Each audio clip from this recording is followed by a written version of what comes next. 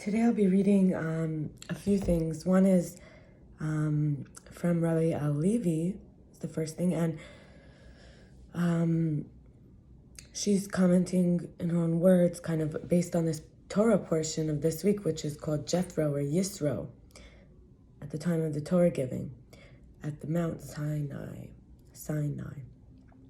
She writes, "This week as we gather with our ancestors in the wilderness of Sinai, which is revealed even before we stand, much is revealed even before we stand at the mountain. Camped together, we're shown that we're in relationship with all people across religious and cultural boundaries. We need each other, we learn from each other, we help each other find the way.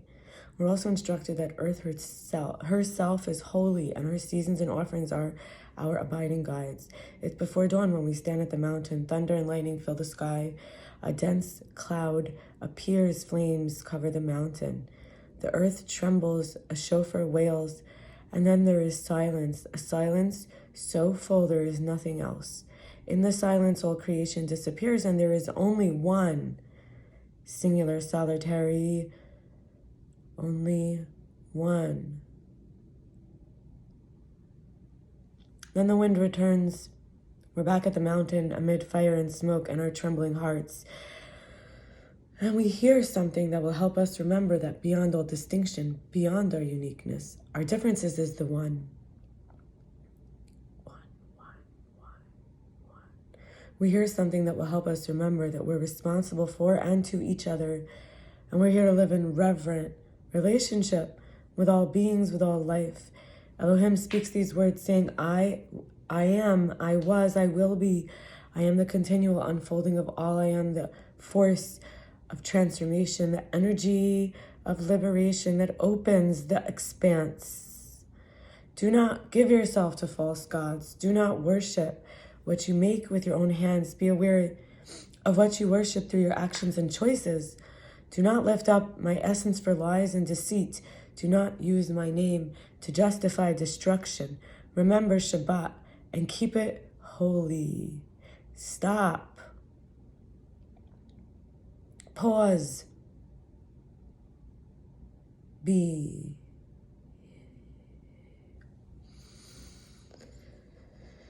Honor creation, rest and allow others to rest as well. Honor your parents, honor those upon whose shoulders you stand. Do not murder, do not betray, do not steal. Do not lie, do not use words to hurt or destroy. Do not be led astray by comparing yourself to others. Do not get lost in desiring what others have. Be content, be fulfilled with what your life brings. This is from Exodus or Shemos, chapter 20, verses 1 to 14. She says, and then she gives us a wish. May these ancient calls guide us in becoming beings that bring mending and healing to this fractured and precious world. And now I'm going to be reading from the L'Chaim magazine publication print. And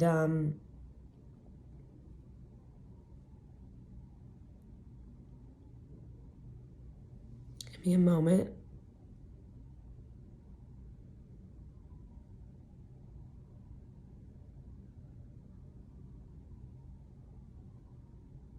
There's a letter here from the Lubavitcher Rebbe that he wrote in 1970 from correspondence, and I'll read it.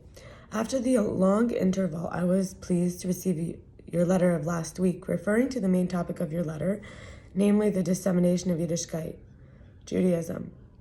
Among the Jewish women, I can hardly overemphasize that this activity is one of the most basic and vital effort for the general strengthening and spreading of Yiddishkeit. The role of Jewish women in Jewish life goes back to the time of Matan Torah, the giving of the Torah, as is well known from the commentary of our sages. And the verse, thus shall you say to the house of Jacob and tell the children of Israel, the house of Jacob meaning the woman. That's Mechelta quoted in Rashi on this verse. In other words, before giving the Torah to the whole people of Israel, God told Moshe Rabbeinu to first approach the women and then the men. This emphasized the primary role of the Jewish wife and mother in preserving the Torah ever since, and throughout the ages, Jewish women have had a crucial role in the destiny of our people, as is well known. Moreover, the Jewish housewife is called Akeres Habayis, the foundation of the house. In addition to the plain meaning of the term, namely that she is the foundation of her own home, the term may be extended to include the whole house of Israel, which is made up of many individual homes and families, for indeed, this has been the historic role of Jewish womanhood. Being acutely aware of this role of Jewish women in Jewish life, especially in the most recent generations, my father-in-law of saintly memory frequently emphasized this, so much so that immediately after his liberation from the Soviet Union in 1927, when it became possible for him to publish his teachings, he published a number of discourses, talks, and addresses in Yiddish in order to make them more easily accessible to Jewish women and daughters. There's no need to further elaborate on the obvious. In the light of the above, and since this has been the consistent policy of all Chabad activities, it's hardly likely that any Chabad worker would not be interested in this area, and there can only be misunderstanding if this is the impression in the particular case. I'm confident that by discussing the matter together, it will soon be discovered that there has been a misunderstanding, and the reasons that have given rise to such a misunderstanding could be cleared up and easily removed. Needless to say, you may show this letter to the person to whom it may concern. I may add, however, that judging by your writing, that person seems to have a heavy burden of activities on his shoulders, and this may be the explanation why little has been done in the area of disseminating Yiddishkeit among the women as you write, simply for lack of manpower and time, etc. At any rate, I trust that you'll get together and clear this matter up in accordance with the verse, Az nidberu yirei Hashem. With regard to the second item about which you write, namely the over-centralization of activities in one place and one group, etc., it's difficult for me to express an opinion at such a distance. However, generally the principle that applies here is Kina sofrim tarbei chachmo. Therefore, every effort should be made to increase and spread the good work, especially efforts connected to chinuch whenever possible. The importance of this principle has also been discussed on various occasions. One proof of it is that although the Torah considers hasogas gevul as one of the most stringent matters, so much so that it is one of the 11 blessings specifically mentioned at Mount Gerizim, nevertheless, the psak din is that there is one exception, namely in the case of establishing chinuch institutions. Education is chinuch. Even in the same neighborhood and in close proximity, one in addition to another, because of the mentioned reason that competition among scholars increases knowledge. At any rate, as already suggested above, this too calls for mutual consultation, and in the presence of the two of you, tete-a-tete, you'll be able to discuss the matter candidly and decide what's the best thing to do to attain the utmost result. I was pleased to read in your letter about the advancement in your position, and may God grant you continue to advance from good to better and best, since there's no limit to the good. In our days, there is the additional important consideration, and that is when a Jew, a Shomer Torah and Mitzvahs, attains prominence in his field, regardless what his field may be, this gives him additional opportunity and capacity to spread and strengthen Yiddishkeit, all the more so a person who is already active in the dissemination of traditional Yiddishkeit, of the Torah and Mitzvahs. May God grant you that you should have good news to report in all above, and together with your wife, to bring your children to a life of Torah, chuppah, and good deeds in good health and happy circumstances, with blessing. And he signed. And there's actually something else here. It says, say to the house, not from his letter, but from a different talk he gave, it says, say to the house of Jacob and tell the children of Israel. Our sages teach that the house of Jacob are women and the children of Israel are men. At Sinai, God told Moses to first approach the women and only after the men. The exodus from Egypt occurred by virtue of the righteous women of that generation, so when God gave the Torah, the women were given preference. The final redemption will also be through the righteous women.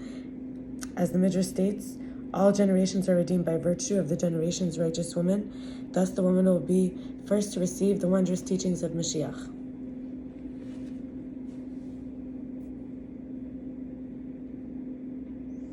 Additionally, this coming Monday is going to mark the 35th year of Rebbetzin Chaim Mishka Schneerson. This is a letter from the director of blessed memory, the wife of the Lubavitcher Rebbe, whose letter I just wrote and whose something written from one of his talks was shared as well. In the year after passing, the Rebbe spoke often of the concept of, and the living shall take to heart, that by performing practical mitzvahs and good deeds in the Rebbetzins' memory, the departed's soul is elevated much higher. In the year since, numerous educational institutions, tzedakah organizations, and outreach programs have been founded in the Rebbetzins' name, and hundreds, if not thousands, of Jewish girls are proud to be named after such a holy woman. And my sister's name Mushka, and her name is Rebbetzin Chaim Mushka, so she has part of her name. Rebbetzin Chaim Mushka, daughter of the previous Lubavitcher Rebbe, was a symbol of all the positive attributes Jewish women have embodied throughout the ages, incorporating a profound sense of modesty and unwavering devotion to truth with a sincere consideration for others. Deliberately shedding the spotlight, she consistently fled